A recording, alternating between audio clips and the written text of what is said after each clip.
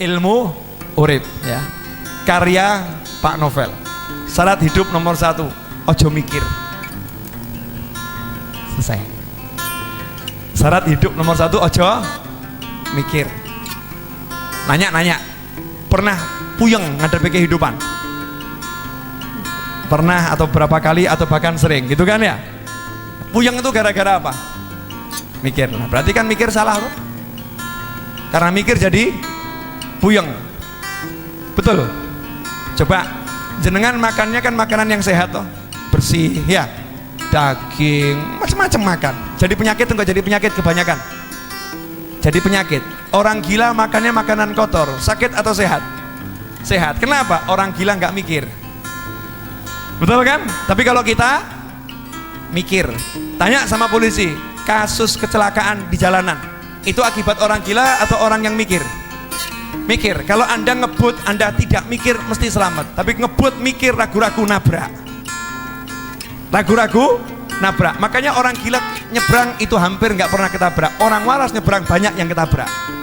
Kenapa? Orang gila nyebrang nggak pakai mikir. Mau nyebrang saja. Gila. Hasilnya subhanallah, yang lain ngerem, yang lain menghindar, dia selamat. Karena dia nggak mikir. Nah, kenapa orang gila taat aturan Allah? Hidup jangan mikir. Kenapa jangan mikir? Karena sudah dipikirkan oleh Allah yang maha memikirkan. Ngapain ikut campur mikir? Jelas? Jadi apa? Ojo mikir. Lah penjabaran ojo mikir. Penjabarannya. 1, saya mau nanya, saya kesini datang sendiri atau diundang saya? Diundang, betul.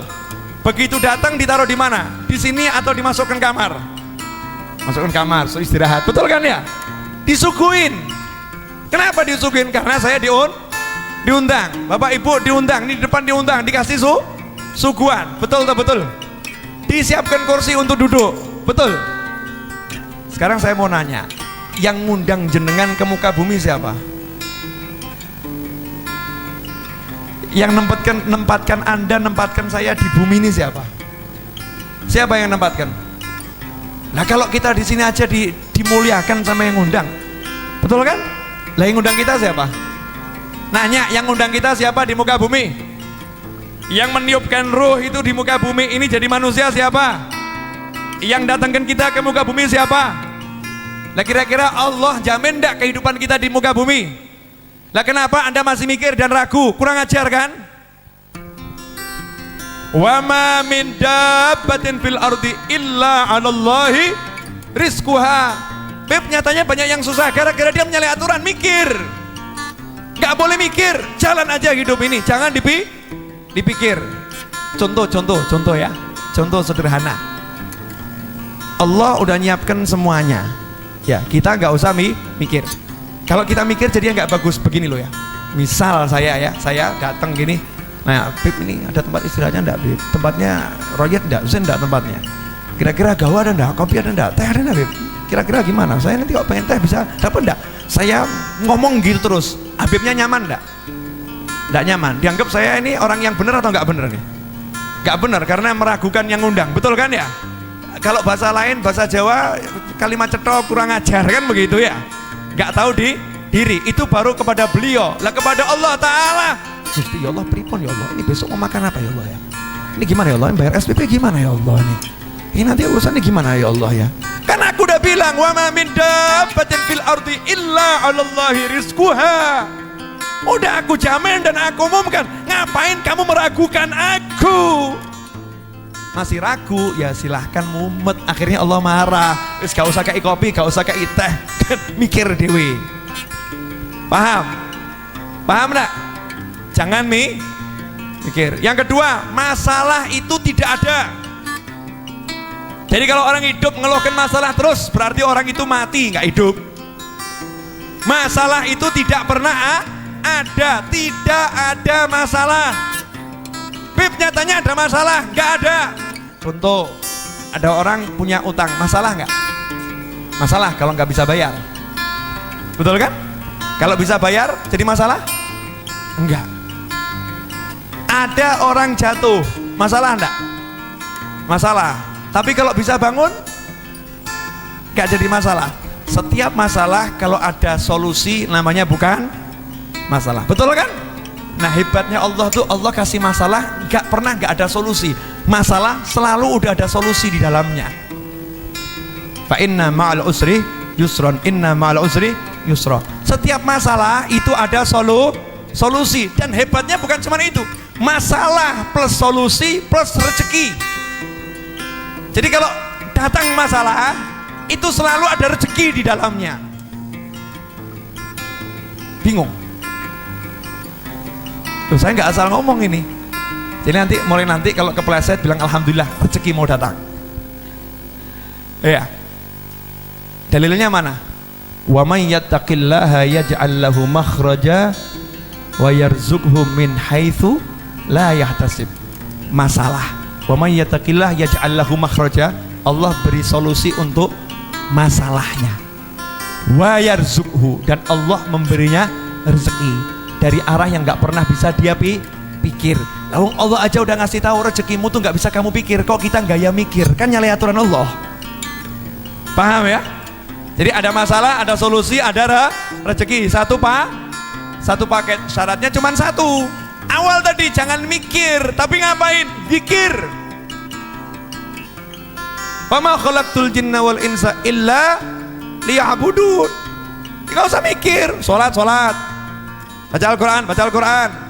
Cari ilmu. Senangkan orang tua. Senangkan anak.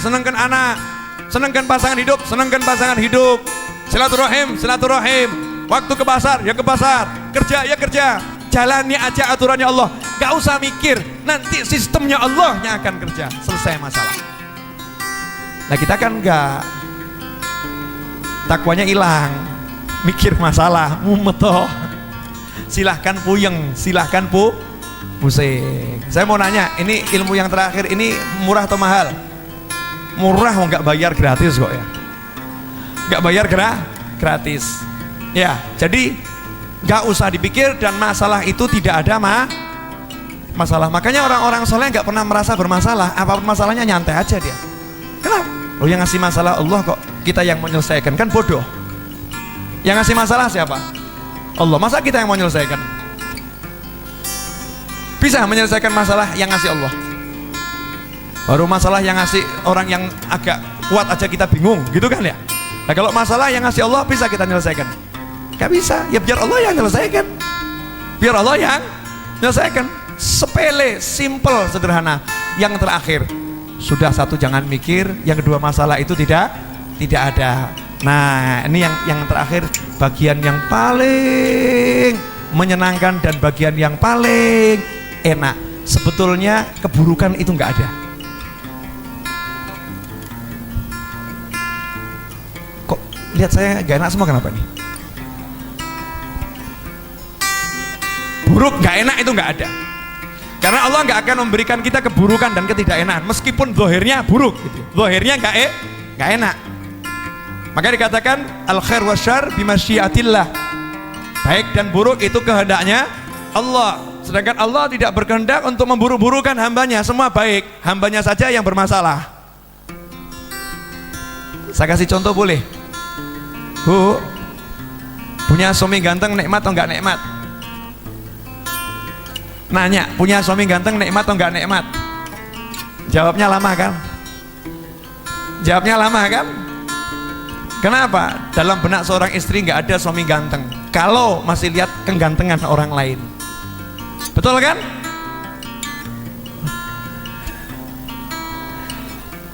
Seganteng-gantengnya suami Anda kalau lihat saya kalah ganteng.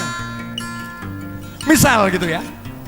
Ada orang gitu, seganteng-gantengnya suami Anda lihat saya kalah ganteng, karena orang yang ngomong itu gantengnya luar biasa. Lah kalau hidupnya cuma lihat orang ganteng, suaminya jadi jelek. Suaminya jadi jelek. Akhirnya dia pulang ke rumah ketemu orang jelek. Akhirnya pulang ke rumah merasa punya suami yang jelek. Akhirnya pulang ke rumah merasa dirinya rugi menikah dengan suami yang seperti ya bu ya. Padahal punya suami jelek itu syukurnya double. Kenapa? Perempuan lain gak ada yang mau. Karena suaminya jelek. Sama suami punya istri kok jelek. Punya istri jelek. Lihat istri orang lain kok cantik, lihat wanita lain kok cantik. Semakin lihat yang cantik-cantik, yang udah nyata-nyata jelek, ini semakin jelek. Gak usah pakai lihat yang lain aja udah jelek, apalagi lihat yang lain jadinya jelek. Betul. Nah, ada satu aturan hidup yang kita langgar. Udah diperingatkan sama Nabi, aturan hidup. Urusan dunia ini ya, ganteng, sugih, melarat, sehat, sakit, urusannya begitu-begitu. Jangan pernah lihat yang lebih sukses, dan bahkan jangan pernah lihat orang sukses. Suruh lihat orang yang susah. Itu aturannya Nabi. Lihat aja yang lebih susah, udah itu aturan Nabi. Kalau kita langgar aturan ketiga ini, habis semua hidup kita. Contoh, ada orang kakinya patah, itu nikmat atau enggak nikmat? Baik atau buruk? Buruk kan? Kenapa dia lihat buruk? Karena dia lihat orang yang kakinya tidak patah. Karena dia lihat orang yang sehat, maka dia lihat yang namanya kaki patah itu buruk. Tapi coba kalau lihat orang yang punya kaki cuman separuh, kakinya dia patah, terus dia lihat masuk kampung kakinya orang itu hilang semua, separuh tok ini. Dia bilang apa nih? Alhamdulillah, kaki saya dua, cuman yang satu patah. Ini satu kampung nggak punya kaki. Alhamdulillah. Dia jelek, ternyata ketemu orang yang nggak punya hidung. Alhamdulillah saya jelek, tapi wajah lengkap daripada yang itu tuh nggak punya hidung. Begitu dia lihat yang lebih jelek, lihat yang lebih susah, lihat yang lebih sakit, maka yang dia alami itu jadinya nikmat. Makanya saya katakan buruk itu nggak ada. Allah ngasih baik, cara kita lihat saja yang salah. Cara lihatnya salah.